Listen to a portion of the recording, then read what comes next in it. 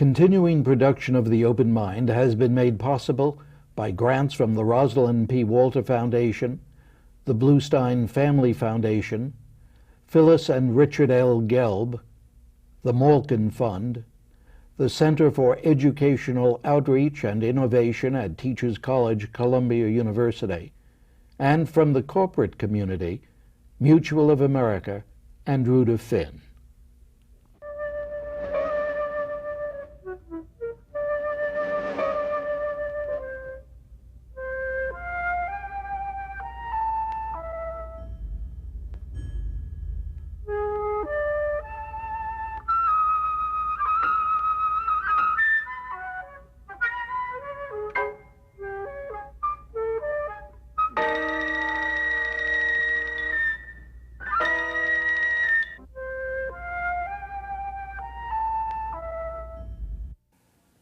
I'm Richard Heffner, your host on The Open Mind, and both times my guest today was here before, I introduced him, accurately to be sure, but still with some degree of incredulity, as cultural editor of the New York Times, all the while insisting that Stephen Erlanger instead seemed so much more to be at least Hollywood's notion of the classic foreign correspondent. Having been at various stages of his quite illustrious career at the New York Times, the Times Berlin correspondent, its bureau chief for Central Europe and the Balkans, its Moscow bureau chief, its Bangkok bureau chief and Southeast Asia correspondent. As earlier, he had run more or less the same gamut for the Boston Globe. So what, I more or less asked in introducing him, was Steve Erlanger doing at the cultural desk in Times Square? With the answer coming just recently, of course, that now he has been assigned to perhaps his paper's most difficult foreign beat as the New York Times bureau chief in Jerusalem, where so many believe that man's fate hangs in the balance between Israelis and Palestinians. And I suppose I should ask Steve if he believes that too. I think man's fate is a complicated question. Spoken like a true diplomat rather right. than correspondent. I remember Maurer wrote a novel with the title and didn't answer the question either. No, I think, however, the road to Baghdad lies through Israel and Palestine. I think that's true. I think the Bush administration did, as General Zinni has said, get it backwards. They thought the road to a Palestinian-Israeli peace was through Iraq. I think it's the reverse. So it's a very interesting moment in the region.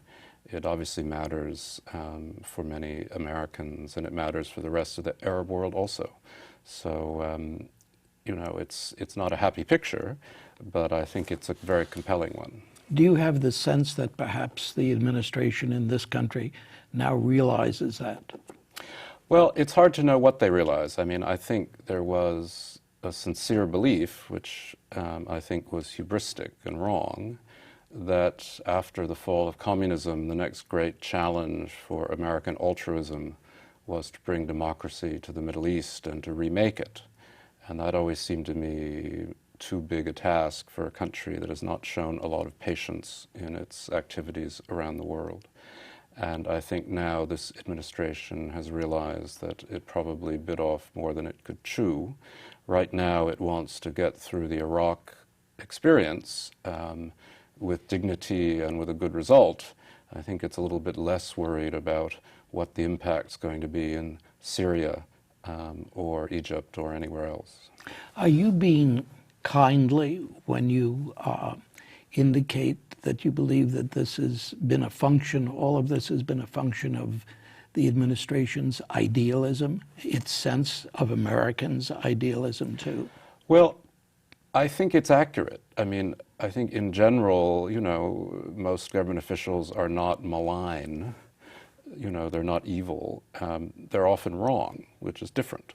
And I do believe that after 9/11, their view of what American security is and must be changed.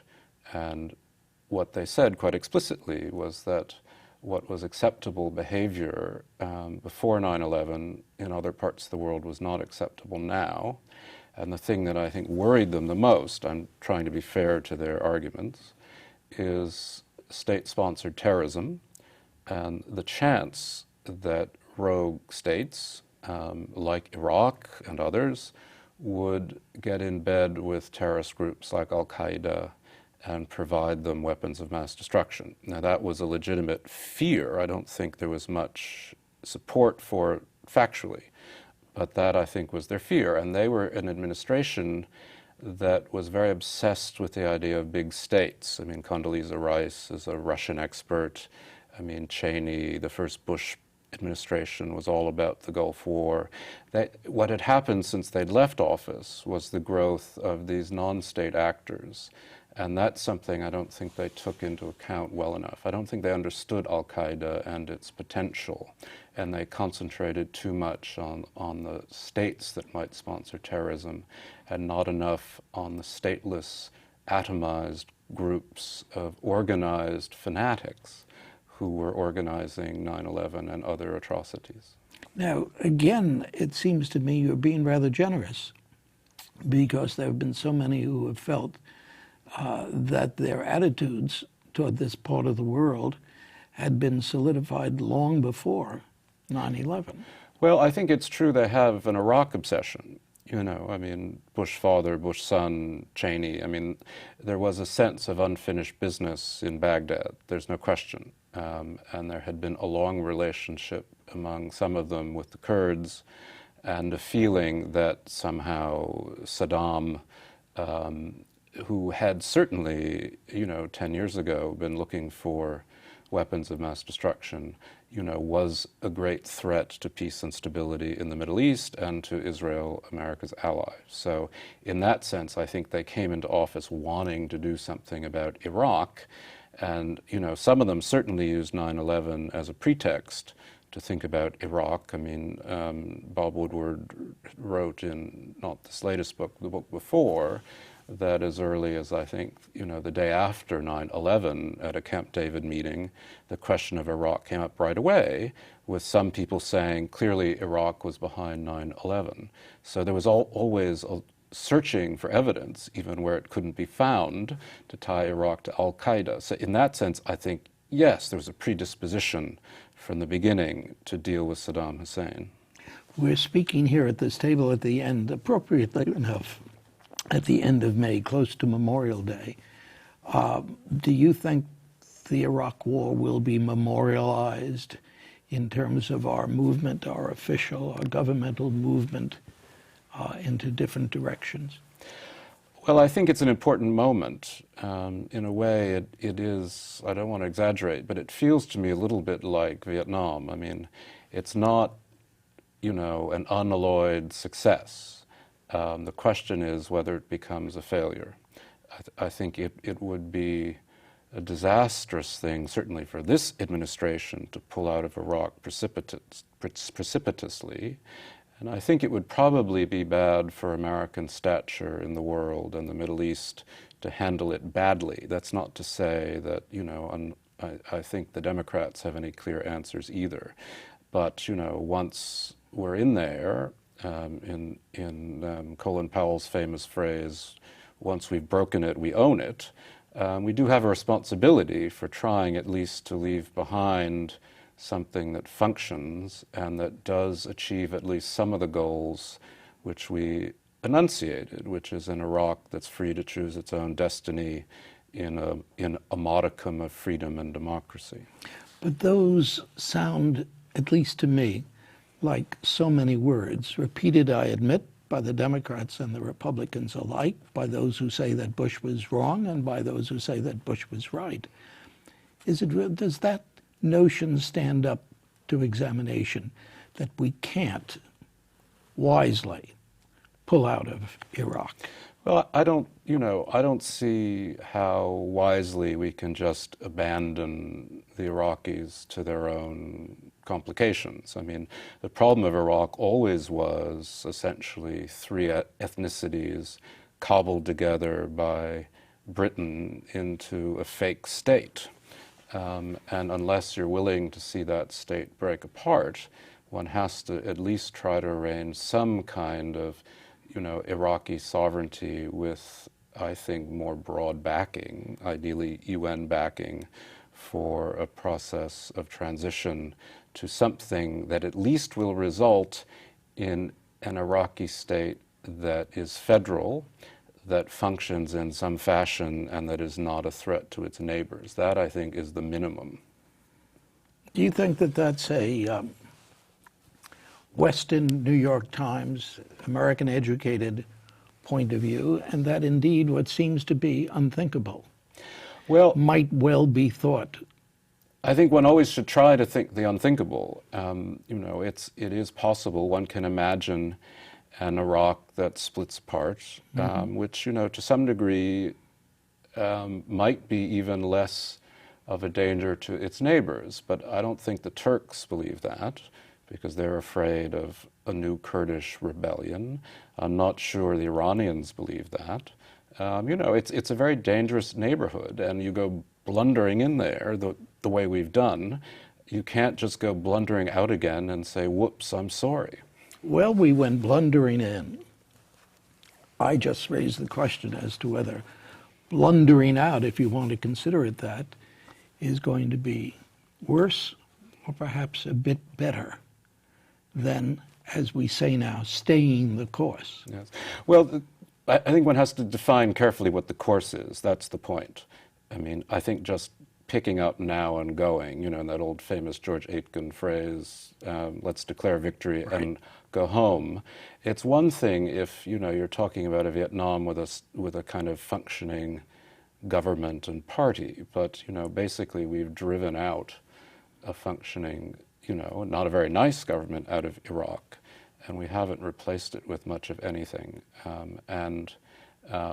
I don't think chaos is a very good recipe for stability in the Middle East, chaos in Iraq or chaos anywhere else.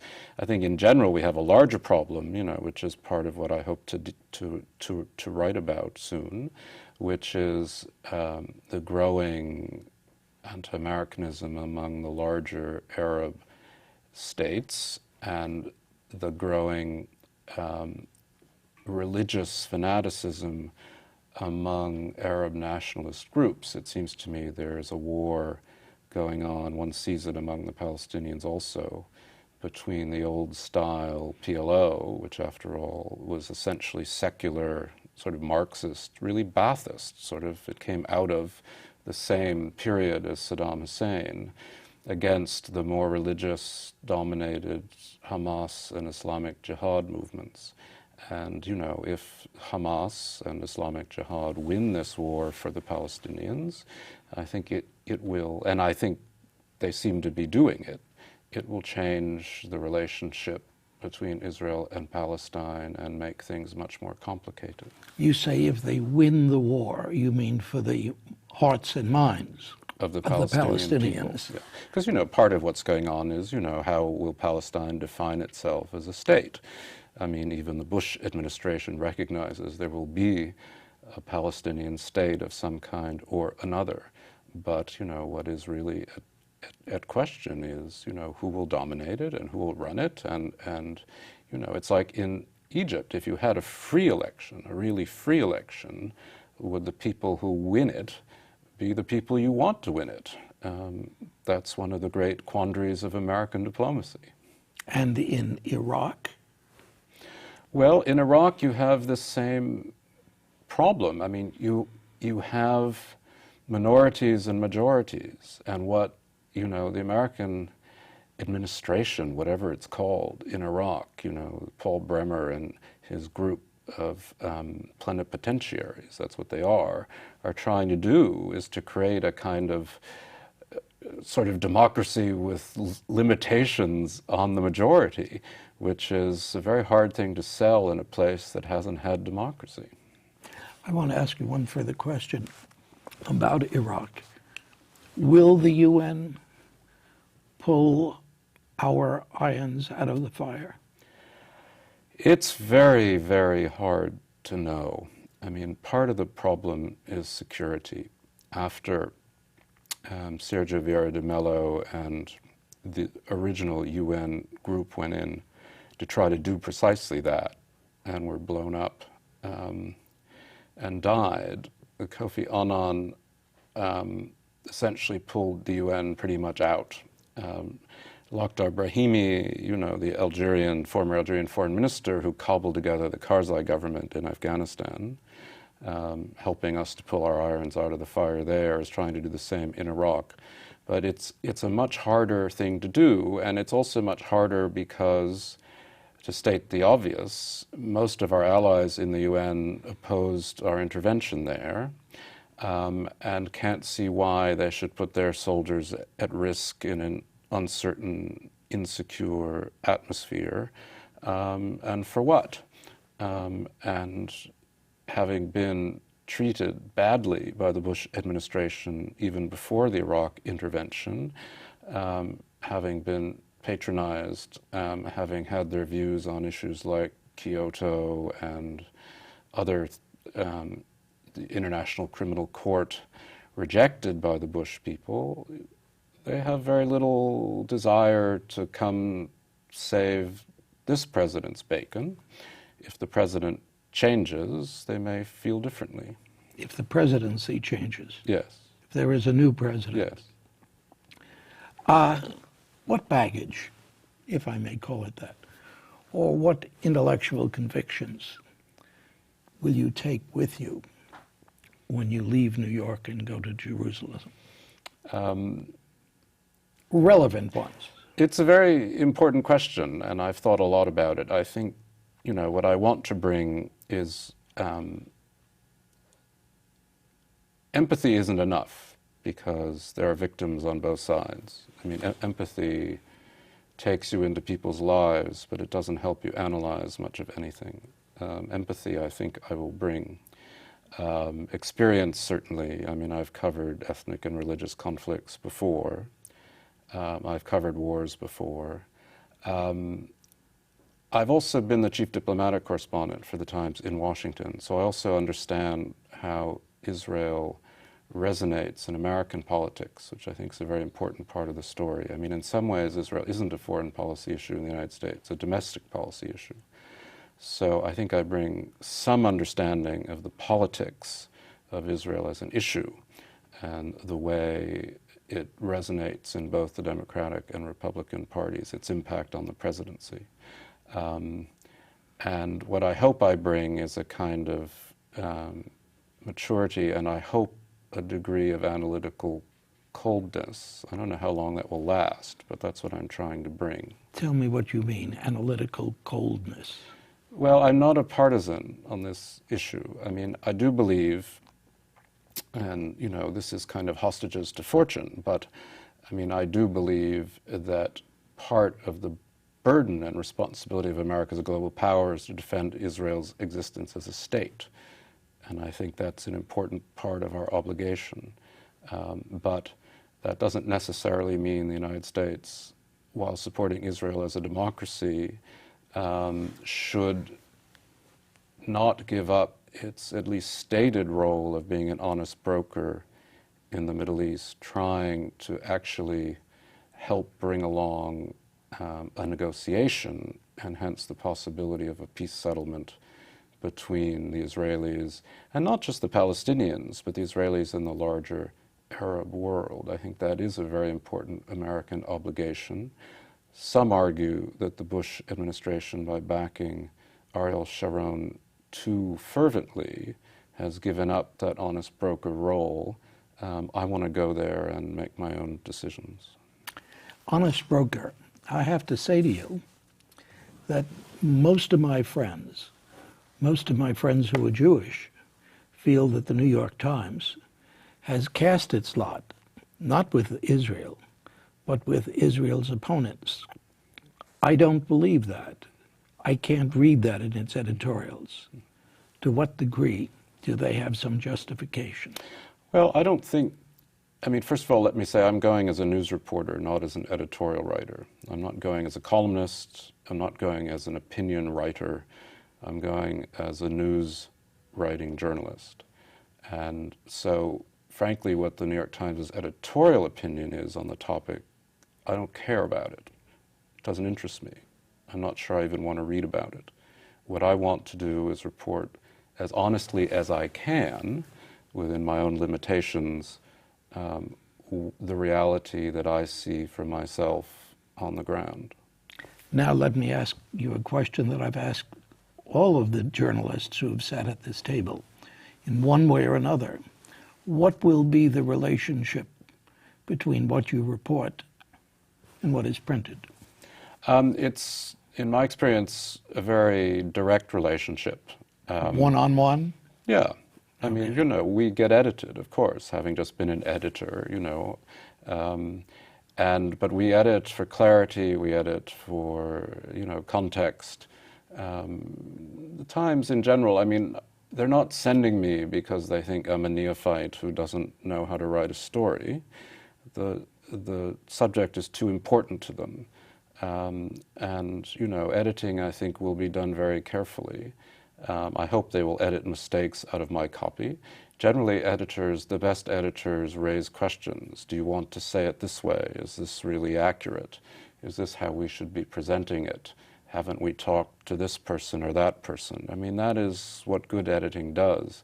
What has never happened to me at the Times is to have, you know, my articles turned upside down for some ideological purpose. That has never happened.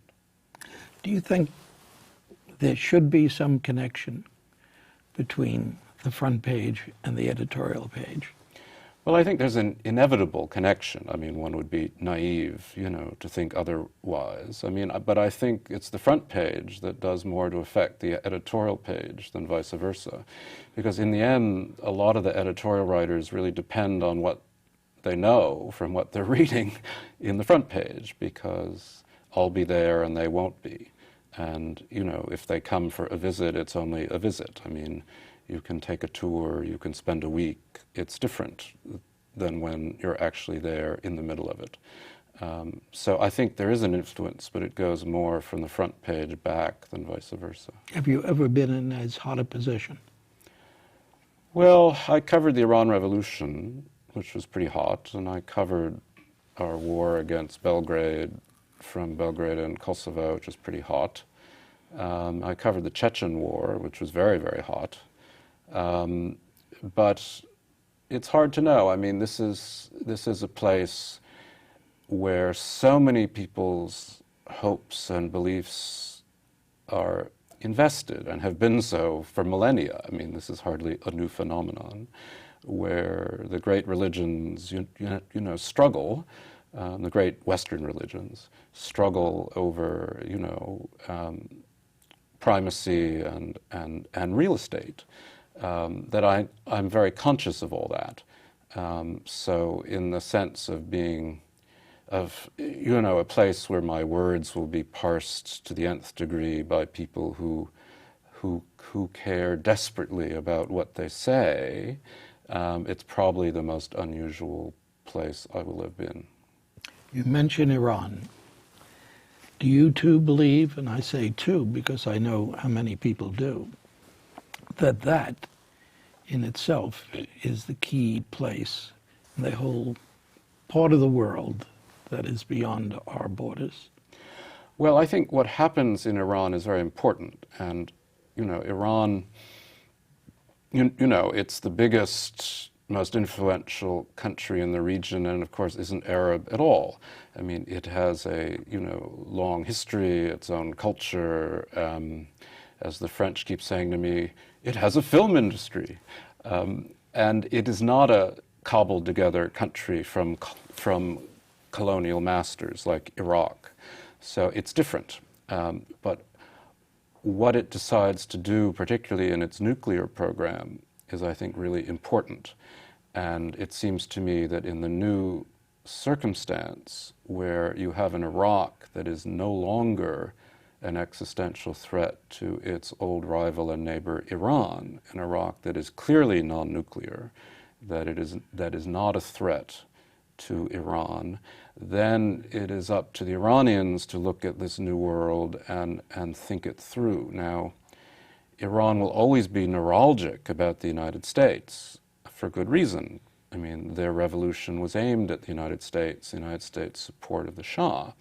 And we should remember that the Iranian nuclear program was started by the United States under the Shah. And we should also remember that, Israel remains a neuralgic point for the Iranians as well as for the Arabs. That having been said, I think progress toward an Israeli-Palestinian solution is, something that can take the heat out of some of Iran's anxieties. But it is also very interesting to see what will happen in Iran between the clerics and, a growing middle class of people who want the same things everybody else wants. I mean, I think in the long run, the clerisy is weakening in Iran. But as we all know, as Tocqueville taught us, it's times of transition that bring often revolution and struggle, not times of strength. And I must say, I've been puzzled trying to figure out from the reports that I've read, even in the New York Times, as to where one can assume Iran will settle down. It's very hard to know because I don't think the Iranians know themselves. I mean, clearly the clerics are nervous about, more democratic movements inside the country. I don't think over time they can hold it. I don't think we simply know, but I think in the end, the Iranians and the Americans are going to have to come to terms in some fashion over the Middle East, but also over Iran's nuclear programs. And Israel's nuclear program? Well, we all know Israel has a nuclear program, and everyone... So do the Iranians. Well, sure. I mean, I always thought you could make a defense for Saddam Hussein looking for a nuclear weapon because he needed a deterrent against the Iranians. This is the old circular logic. After all, it was Iran who invaded Iraq, not the other way around. It was Iraq, I'm sorry, yes, that invaded Iran. But that having been said, the logic of deterrence is something that we all have to grapple with, whether it's India and Pakistan or Iran and Israel. And it's at that point I want to thank you so much for joining me again, Stephen Erlanger, and good luck in Jerusalem. I should say good luck to all the rest of us who will be reading what you write. Thank you so much. And thanks, too, to you in the audience. I hope you join us again next time. And if you would like a transcript of today's program, please send $4 in check or money order to the Open Mind, P.O. Box 7977, FDR Station, New York, New York 10150. Meanwhile, as another old friend used to say, good night and good luck.